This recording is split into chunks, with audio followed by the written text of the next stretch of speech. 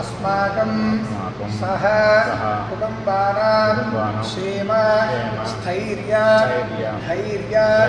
विजय अभय आयुः आरोग्य ऐश्वर्य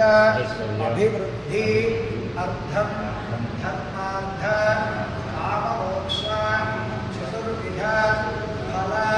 पुरुषार्थ सिद्ध्यर्थं मम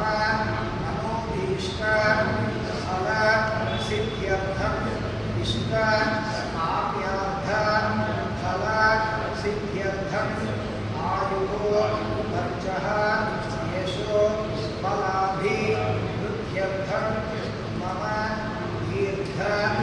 आयुष्य अभिवृद्धि अर्थं